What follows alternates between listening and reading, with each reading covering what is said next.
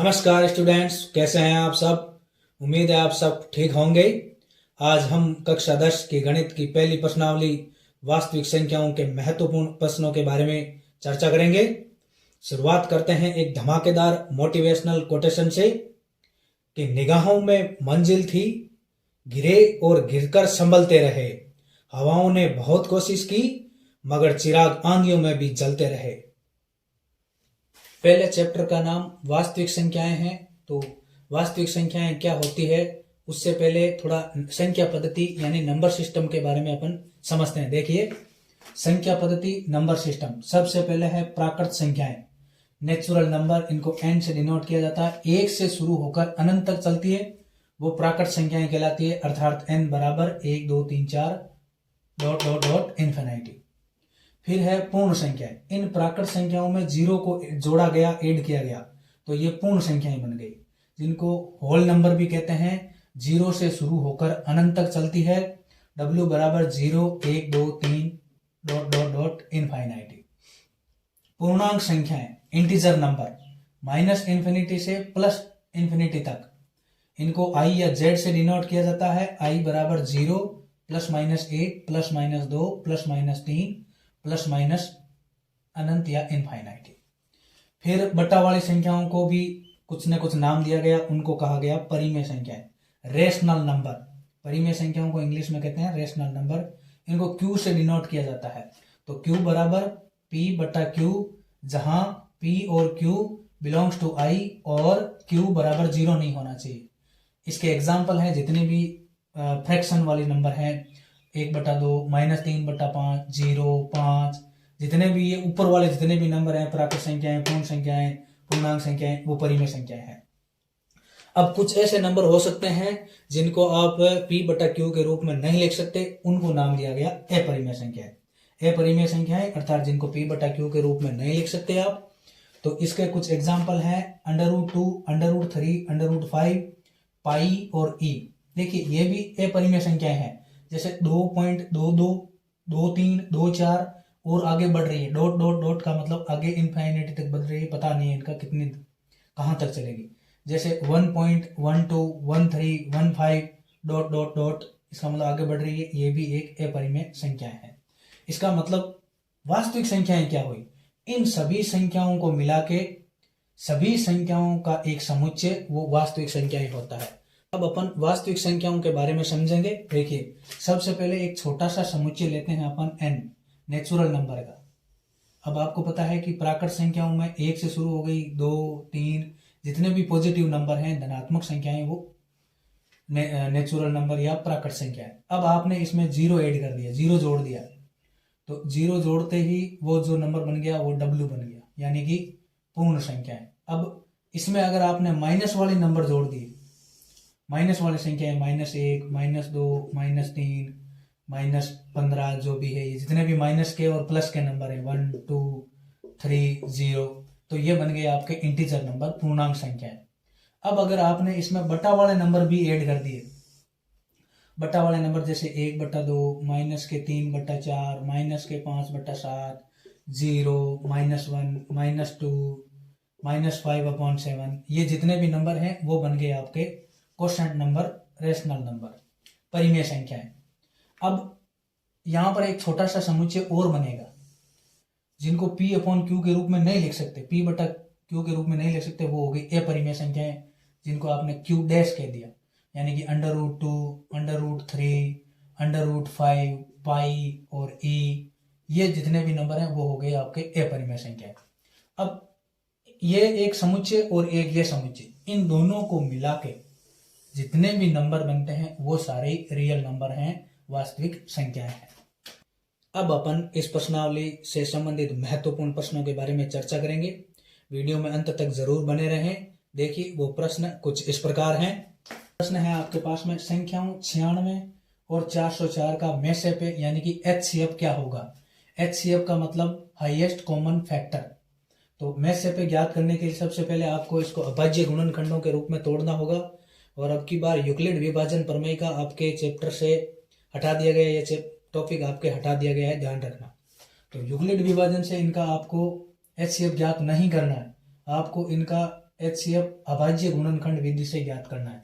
तो अभाज्य गुणनखंड करते हैं, देखिए 96 का अगर अपन अभाज्य गुणनखंड करते हैं तो 96 सबसे छोटी अभाज्य संख्या 2 होती है। अभाज्य संख्याओं के बारे में भी आपको पता होना चाहिए।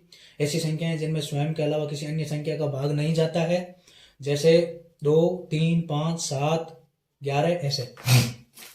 तो सबसे छोटी संख्या है 2। 2 को अगर आप 96 से भाग करते हो तो 4 बार जाएगा, फिर 16 में 8 बार जाएगा, फिर 2 से भाग करते हो तो 4 में 2 का भाग 2 बार जाएगा, 8 में 4 बार जाएगा, फिर 24 में 2 का भाग देंगे तो वो 2 में 1 बार जाएगा और 14 में 2 में 2 का भाग 1 बार जाएगा और 4 में 2 बार जाएगा, फिर 2 का भाग देते हो तो वो 6 बार जाएगा। 6 में अगर आप 2 का भाग देते हो तो वो 3 बार जाएगा। अब 3 में 3 का भाग 1 बार जाएगा। इसका मतलब आप 96 को ऐसे लिख सकते हो 2 इंटू 2 इंटू 2 इंटू 2। 2 की कहते हैं 1 2 3 4 5, 1 2 3 4 5 इंटू 3। 4 का अभाज्य गुणनखंड करते हैं, 2 का भाग देंगे, 2 का भाग 4 में 2 बार जाएगा, इसमें 0 बार जाएगा और 4 में 2 बार जाएगा, फिर 2 का भाग देंगे तो 1 बार, फिर 0, फिर 1। अब 101 खुद अब एक अभाज्य संख्या है, इसका मतलब 101 बार जाएगा 1 बार। तो इसका मतलब आप 404 को ऐसे लिख सकते हो, 404 बराबर हो जाएगा 2 इंटू 2 इंटू 101। अब एचसीएफ का मतलब है कॉमन, यानी कि 2 इंटू 2 इसमें भी है और 2 इंटू 2 इसमें भी। 101 इसमें है लेकिन इसमें नहीं है, 3 इसमें है लेकिन इसमें नहीं है। इसका मतलब 2 इंटू 2 इसका कॉमन है। कॉमन है 2 इंटू 2 का मतलब हो गया 4। 4 आपका राइट ऑप्शन होगा डी। अगला प्रश्न है 1260 को अभाज्य गुणनखंडों को घातांक के रूप में लिखो। सिंपल सा क्वेश्चन है, 1260 को अभाज्य गुणनखंड करना है। देखिए 1260 के अभाज्य गुणनखंड करते हैं, 2 का भाग देंगे, 12 में 6 बार जाएगा, 6 में 3 बार जाएगा, 0 में 0 बार जाएगा, फिर 2 का भाग देंगे, 6 में 3 बार जाएगा, 3 में 1 बार जाएगा, फिर 10 में 5 बार जाएगा। अब इसमें 2 का भाग नहीं जाएगा क्योंकि इसका लास्ट डिजिट 5 है, विषम संख्या है। तो क्या इसमें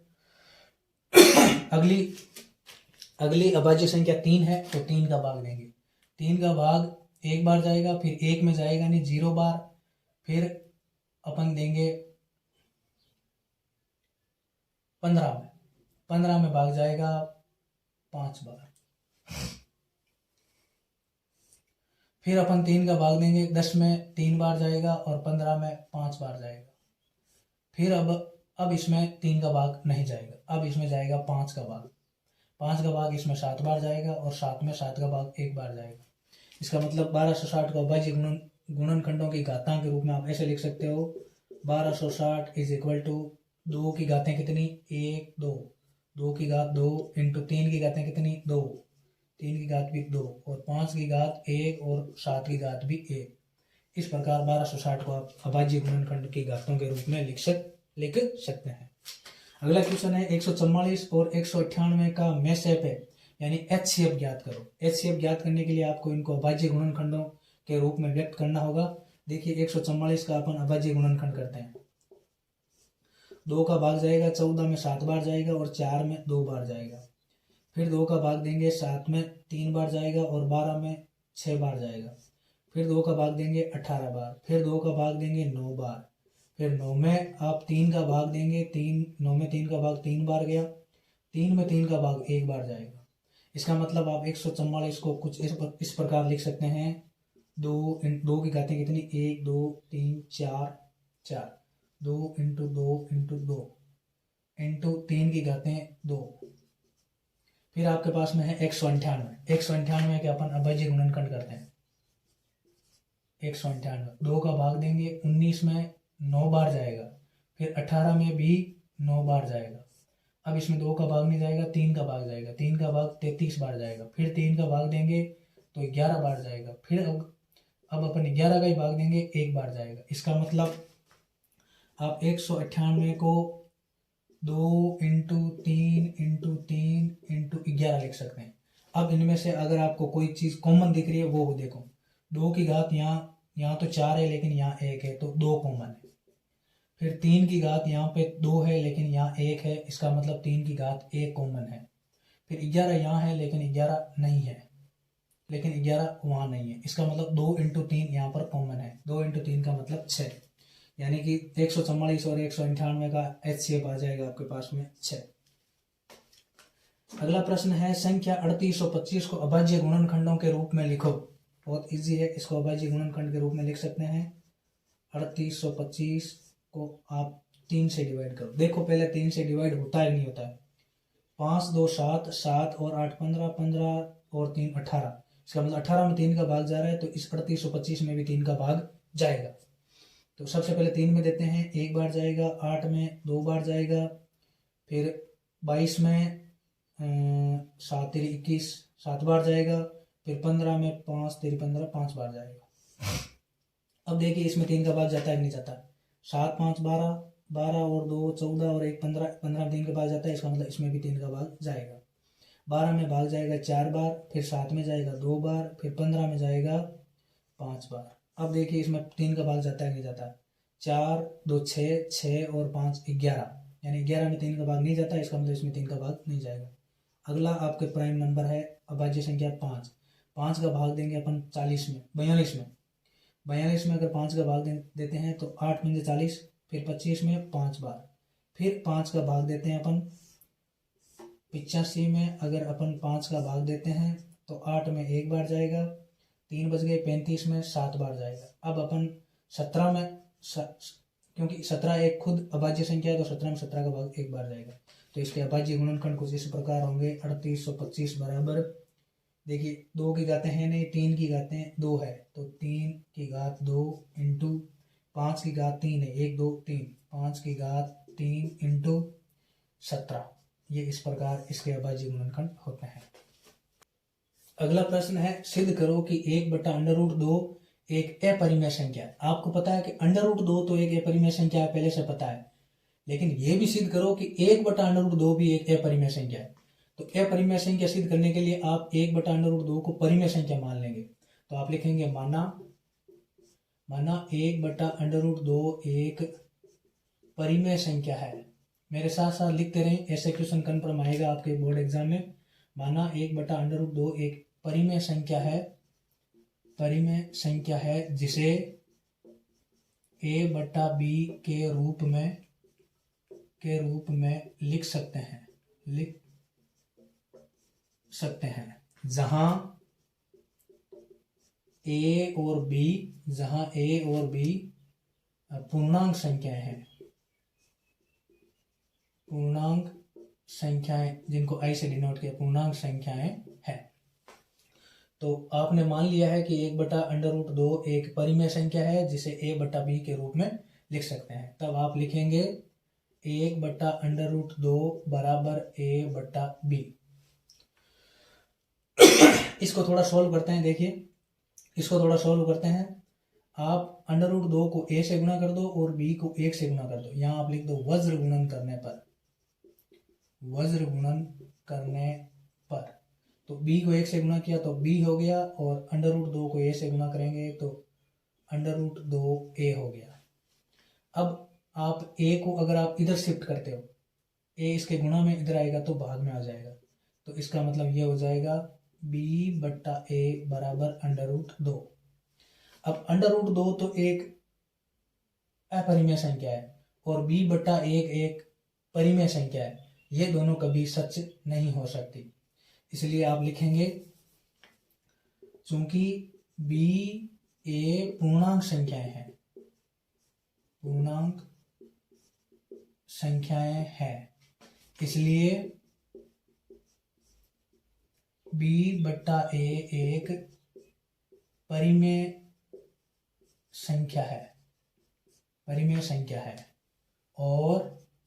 संख्या है और हम जानते हैं कि √2 एक अपरिमेय संख्या है। इसलिए परिमेय संख्या अपरिमेय संख्या के बराबर नहीं हो सकती।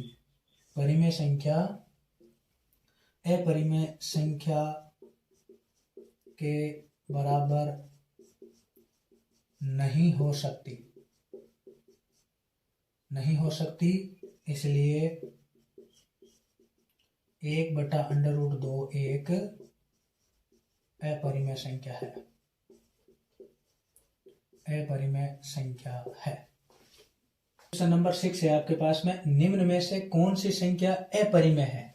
देखिए, ए ऑप्शन है 2, बी ऑप्शन है 2.22, 23, 24, 25 और आगे भी चल रही है। सी ऑप्शन है 2.23 बार, बार का मतलब है 2 3 2 3 2 3 2 3 ऐसे चलती जा रही है। फिर डी ऑप्शन है 2.23। अब कैसे पता लगाएं कि इनमें से अपरिमेय संख्या कौन सी है? तो आपको यह पता होना चाहिए, ये तो परिमेय संख्या है, और 2.23 ये एक शांत परिमेय संख्या, ये भी परिमेय संख्या है। अब कंफ्यूजन इन दोनों में है। इन दोनों को अगर आप ऐसे लिखें तो 2.22, 23, 24, 25 डॉट डॉट डॉट, ये संख्या ऐसे होगी। इसको अगर आप ऐसे लिखते हो 2.23, ऊपर बार का मतलब 2 3 2 3 2 3 ऐसे ऐसे चलती जाएगी। अब एक निश्चित नंबर की अगर पुनरावृत्ति हो रही है, यानी कि यहाँ पर 2 और 3 की पुनरावृत्ति हो रही है, 2 3 की पुनरावृत्ति हो रही है, तो इसका मतलब ये एक अशांत परिमेय संख्या है। लेकिन यहाँ कोई फिक्स नंबर नहीं है। देखिए 2 3 2 2 2 3 2 4 2 5 आगे और पता नहीं कहाँ तक चलती जाएगी। इसको आप परिमेय संख्या के रूप में नहीं लिख सकते, इसलिए यह एक अपरिमेय संख्या होगी। इसका मतलब B is the right answer. इसका एक ऑप्शन है, जैसे ये अपरिमेय संख्या क्यों नहीं होगी? क्यों नहीं होगी? जैसे 1/3 है, तो 1/3 का अगर आप प्रसार करते हो तो 0.333333 ऐसे चलता जाएगा। तो क्या 1/3 परिमेय संख्या नहीं है? ये परिमेय संख्या है। तो इसका मतलब एक निश्चित नंबर का अगर पुनरावृत्ति होती है तो वो परिमेय संख्या होती है। अदरवाइज एक निश्चित नंबर की पुनरावृत्ति नहीं होती है और डॉट डॉट डॉट ऐसे चलती जाती है तो वो अपरिमेय संख्या होती है। तो बी इसका राइट ऑप्शन होगा। अगला प्रश्न है 196 के अभाज्य गुणनखंड की घातों का योगफल ज्ञात करो। ये 2023 में क्वेश्चन आया हुआ है। अभाज्य गुणनखंड करते हैं 196 के, 6 है लास्ट में, इसका मतलब 2 का भाग जाएगा। 19 में इसका भाग जाएगा 9 बार, 18 1 बच गया 16, 16 में आपका भाग जाएगा 8 बार। फिर 2 का भाग देते हैं 9 में 4 बार जाएगा, फिर 18 में 9 बार जाएगा, फिर 7 का भाग देते हैं 7 बार जाएगा, फिर 7 में 7 का भाग देंगे 1 बार जाएगा। इसका मतलब आप 196 को ऐसे लिख सकते हैं 2 की घात 2 इंटू 2 की घात 2 इंटू 7 की घात 2। क्वेश्चन कह रहा है कि अभाज्य गुणनखंड की घातें ये 2 हो गई और ये घातों का योगफल यानी इनका योगफल करना है। तो 2 + 2 यानी कि 4, घातों का योगफल 4 है। सी इसका राइट आंसर है। अगला प्रश्न है, दिया गया है कि √3 एक अपरिमेय संख्या है। पहले ही आपको दे दिया कि √3 एक अपरिमेय संख्या है, तो दर्शाइए कि 5 + 2 √3 भी एक अपरिमेय संख्या है। अब 5 + 2 √3 को अपरिमेय संख्या सिद्ध करने के लिए आप इसको परिमेय संख्या लेके सिद्ध करेंगे। 5 + 2 √3 को अपरिमेय संख्या सिद्ध करने के लिए आप इसको परिमेय संख्या मानकर इसको सिद्ध करेंगे। तो अपन लिखेंगे माना 5 + 2 √3 एक परिमेय संख्या है। इसको आपने परिमेय संख्या मान लिया है। अब परिमेय संख्या होती है उसको P/Q के रूप में लिख सकते हैं, यानी कि P/Q के रूप में लिख सकते हो, तो A/B के रूप में भी लिख सकते हो। A/B मतलब A और B कोई सहअभाज्य संख्याएं हैं या कोई वास्तविक रियल नंबर या कोई पूर्णांक संख्याएं हैं। तो माना 5 + 2 √3 एक परिमेय संख्या है, तब इसे A/B के रूप में लिखा जा सकता है,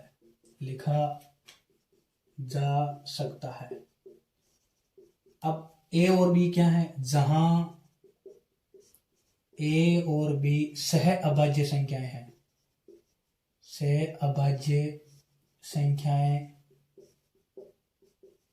सहअभाज्य संख्याएं जैसे 4 और 5 है। 4 अभाज्य संख्या नहीं है, लेकिन 4 5 के लिए अभाज्य है, क्योंकि 4 में 5 का भाग नहीं जाता है और 5 में 4 का भाग नहीं जाता है, इसलिए ये ए और बी सहअभाज्य संख्या है। सहअभाज्य संख्या मतलब इनमें कॉमन फैक्टर नहीं है, कोई कॉमन नंबर नहीं है।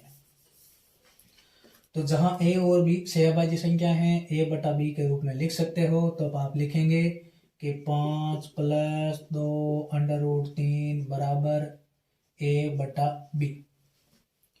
अब 5 को अगर आप उधर शिफ्ट करोगे तो माइनस का हो जाएगा, तो यहाँ बचेगा 2 √3 बराबर ए बटा बी -5।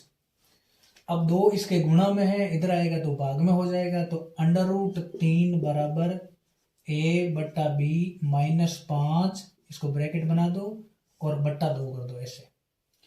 अब आपको पता है चूंकि ए बी 5 और ये 2, ये जितने भी नंबर हैं वो पूर्णांक संख्याएं हैं, पूर्णांक संख्याएं हैं, पूर्णांक संख्याएं हैं। तब अब पूर्णांक संख्याएं हैं तो ये ए बटा बी -5 बटा 2 एक परिमेय संख्या होगी। तब ए बटा बी -5 बटा 2 एक परिमेय संख्या है, परिमेय संख्या होगी। अब परिमेय संख्या है तो √3 भी परिमेय संख्या है, क्योंकि ये इसके बराबर है। तब इसका मतलब ये हुआ, इसका मतलब यह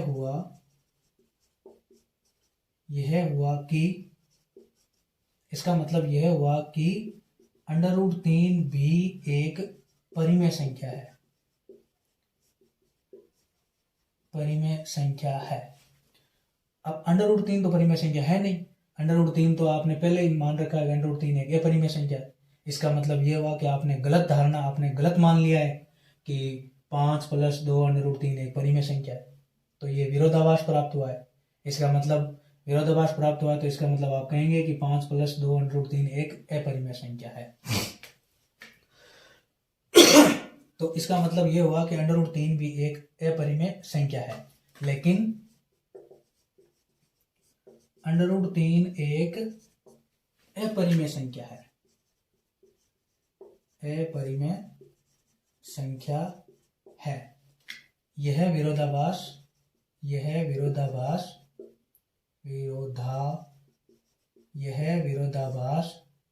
इसलिए